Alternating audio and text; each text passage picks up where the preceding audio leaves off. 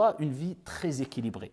Alors, il y a le premier aspect que le cheikh met en évidence à travers son titre, ici qu'on pourrait traduire par être complaisant et ne pas faire concession aux gens aux dépens de ses principes ou de sa religion. Alors il y a ce qu'on appelle al-mudarat, d'accord, al-mudarat et al-mudahana. Qu'est-ce que c'est que ces deux aspects-là ou ces deux caractéristiques-là, ces deux comportements-là? Al-mudarat, c'est le fait, et c'est demandé en islam, de parler, d'échanger avec les gens, de se comporter avec bienveillance, avec complaisance, avec douceur, avec sagesse, avec tolérance. Et quelque part, quelquefois, fermer les yeux. Agir avec at-taraful. Puisque de toute manière, si tu ne fermes pas les yeux quant aux défauts que les gens peuvent avoir, eh bien tu resteras seul. Et même toi, tu ne te supporteras pas puisque toi-même, tu es rempli de défauts. Donc, c'est-à-dire que tu vas passer, d'accord, outre, tu vas ne pas prêter attention à certaines choses. Pourquoi? Parce que le principal, c'est de garder, de préserver une bonne relation, le bon vivre ensemble.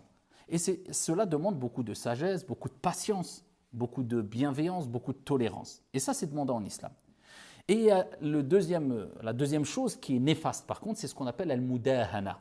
Al-mudahana, eh bien, c'est le fait de vouloir, quelque part, plaire aux gens, attirer les flatteries, d'accord, gagner un intérêt personnel en faisant des concessions sur nos principes de manière générale, des principes qui peuvent être nobles, donc quelque part tomber dans une sorte de trahison, ou alors même sur nos principes religieux. D'accord? Eh bien ça, ce n'est pas demandé en islam et c'est quelque chose de mauvais. Nos principes doivent rester nos principes. Mais garder nos principes ne doivent pas nous pousser à réagir de manière très frontale, comme certains le font.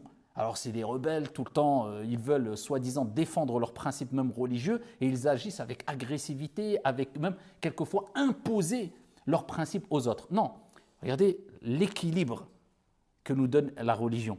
C'est-à-dire, j'ai mes principes, je ne renonce pas à mes principes, mais je ne t'impose pas à toi aussi de renoncer à tes principes. Et pour pouvoir mettre en application ce respect mutuel, eh bien, j'agis avec bienveillance, avec un bon comportement, avec tolérance. Et bien sûr qu'on peut rentrer dans les détails, dans le fait de délaisser des principes religieux ou alors des choses qui font partie de la religion. Il y a des exceptions. Par exemple, quand on ne parle pas de principes fondamentaux dans la religion, comme par exemple des sunan, des choses qui sont recommandées. Vous savez que quelquefois, on doit les délaisser. Donc, c'est pour ça que je ne rentre pas dans les détails. Exemple, il y a une règle qui dit